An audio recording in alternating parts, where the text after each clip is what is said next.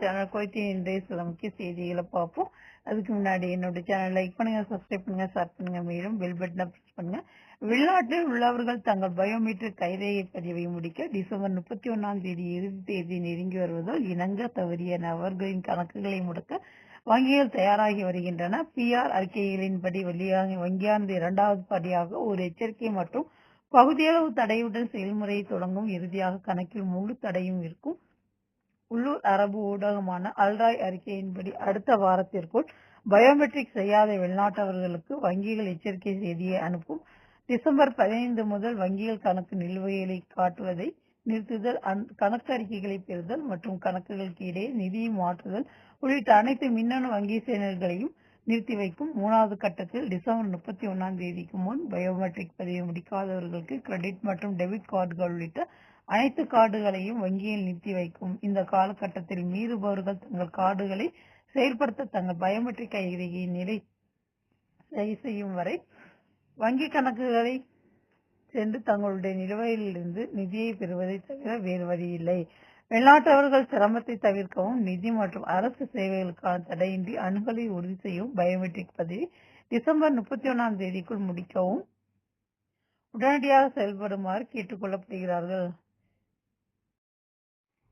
புத்தாண்டை முன்னிட்டு 2025ஆம் ஆண்டு ஜனவரி 1ஆம் தேதி புதன்கிழமை மற்றும் ஜனவரி 2ஆம் தேதி வியாழக்கிழமை ஆகிய நாட்கள் அனைத்து அமைச்சகங்கள், அரசு நிறுவனங்கள், பொது அமைப்புகள் மற்றும் நிறுவனங்களின் பணிகளை நிறுத்த குவைத் அமைச்சரவை முடிவு செய்துள்ளது. பணியின் சிறப்புத்தன்மை கொண்ட அலுவலகங்கள் பொது நலனை கருத்தில் கொண்டு தங்கள் விவகாரங்களில் சம்பந்தப்பட்ட அதிகாரிகளின் அறிவோடு தங்கள் விடுமுறை நாட்களை தீர்மானிக்கலாம்.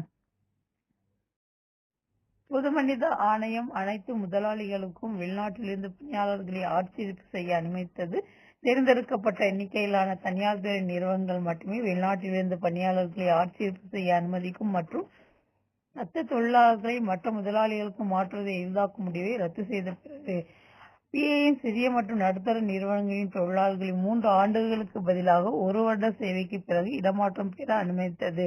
இருப்பினும் இடமாற்றம் அதே துறையில் மற்றும் ஸ்பான்சர்களின் முன் அனுமதியுடன் மட்டுமே அனுமதிக்கப்படுகிறது. இந்த முடிவு சிறிய மற்றும் நடுத்தர நிறுவனங்களின் முதலாளிகள் தங்கள் தொழிலாளர்களை அவர்களுக்கு சொந்தமான மற்றொரு திட்டத்திற்கு அல்லது நிறுவனத்திற்கு உடனடியாக மற்றும் 1 வருட நிபந்தனையின்றி 300 குவைத் தினார் கட்டணம் செலுத்தி மாற்ற அனுமதிக்கிறது.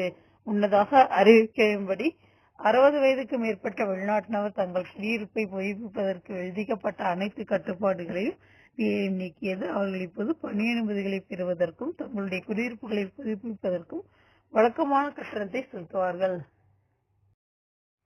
போதைப்பொருள் கட்டுப்பாட்டு பொது திணைக்களம் நாடு தழுவிய சோதனையில் நாட்டின் பல்வேறு இடங்களில் மதுபானங்களை ஊக்குவித்த பல்வேறு நாடுகளைச் சேர்ந்த 17 சந்தேக நபர்களை கைது செய்துள்ளது.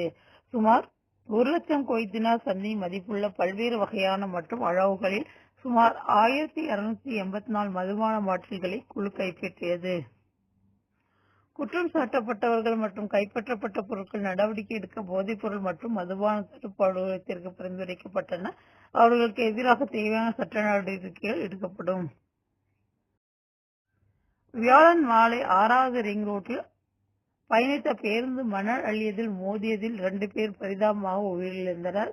விபத்தில் 2 உயிரிழந்ததாகவும் அந்த இடம் உரிய அதிகாரிகளிடம் ஒப்படைக்கப்பட்டுள்ளதாகவும் தீயணைப்பு துறையினர் தெரிவித்தனர்.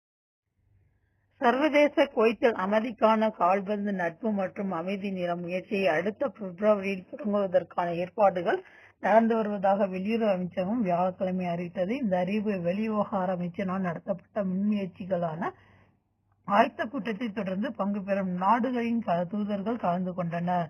அறங்காவலர் குழுவின் தலைவரும் அல்நோனைவர் முன்முயற்சியின் தலைவருமான சேகா இன்திசார் சேலம் அல் அலி அல் சபா அவர்கள் குனாவுக்கு அளித்த அறிக்கையில் குவைத் ரெட் சொசைட்டி மற்றும் ஐக்கிய நாடுகள் சபையுடன் இணைந்து அமைச்சகம் ஏற்பாடு செய்த முயற்சியை வலியுறுத்தினார். குவைத் மனிதாபிமான ராஜதந்திரத்தை பரப்புவதையும் விளையாட்டு மூலம் மக்களை ஒன்றிணைப்பதையும் நோக்கமாக கொண்டுள்ளது. குவைத்தில் உள்ள பல்வேறு கால்பந்து அகாடமிகளை பிரதிநிதித்துவப்படுத்தும் 2 பாலின இளைஞர் அணிகளுக்கும் மற்றும் இந்த முயற்சியில் பங்கேற்கும் நாடுகளுக்கும் இடையிலான நட்பு ரீதியான விளையாட்டுகளின் தொடரும் இந்த முயற்சியில் அடங்கும் என்று சேகா இன்திசார் அவர்கள் தொடர்ந்தார். குவைத்துக்கான இத்தாலிய தூதர் லோரன்சோ போர்னியின் ஆலோசனையின் பேரில் இந்த முயற்சி எடுக்கப்பட்டதாக அவர் குறிப்பிட்டார். இதில் பங்கேற்கும் நாடுகளில் இத்தாலி, பாலஸ்தீனம், ஐக்கிய ராச்சியம், பிரான்ஸ், ஸ்பெயின், எகிப்து, இந்தியா மற்றும் ஆர்மேனியா ஆகியவை அடங்கும். பங்கேற்கும் அகாடமிகளிலிருந்து பிரபல வீரர்களின் கையுறைகள் மற்றும் சட்டைகளை ஏலம் விடுவது உள்ளிட்ட போட்டிகள் மற்றும் அதனுடன் இணைந்த நடவடிக்கைகளின் முன்முயற்சியில் அனைத்து வருமானமும் பாலஸ்தீன குழந்தைகளுக்கு நன்கொடையாக வழங்கப்படும் என்று அவர் குறிப்பிட்டார். இதே போன்ற அறிக்கையில் சர்வதேச அமைப்புக்கான உதவி வெளியுறவு மந்திரி அப்துல் அசீஸ் அல் ஜரல்லா இந்த முயற்சியானது ராஜதந்திரம் மற்றும் மென்மையான சர்ச்சையை மேம்படுத்துவதற்கான குவைத்தின் முயற்சிகளின் எல்லைக்குள் அடங்கும்.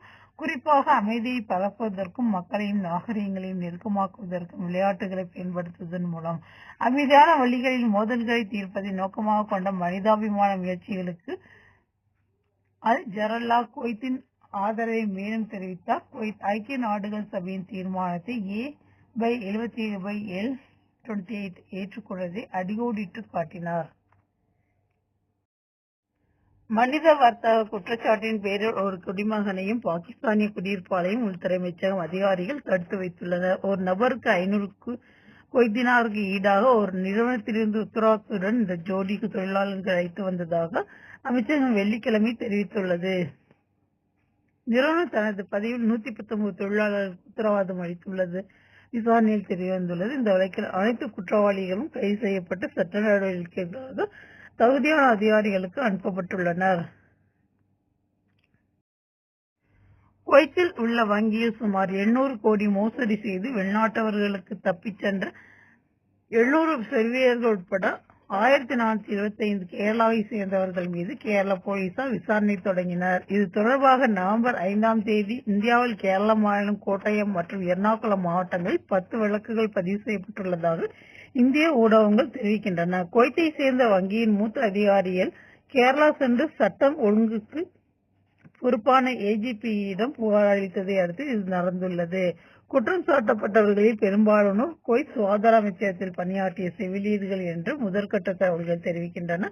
அவர்கள் குவைத்தில் பணிபுரியும் போது வங்கியில் இருந்து 35,000 குவைத் தினார் முதல் 45,000 குவைத் தினார் வரை, தோராயமாக 90,000 லட்சம் முதல் 1,25,00,000 ரூபாய் வரை கடன் தொகையை பெற்று பின்னர் கடனை திருப்பி செலுத்தாமல் அமெரிக்கா, இங்கிலாந்து மற்றும் கனடா போன்ற வெளிநாடுகளுக்கு சென்றனர்.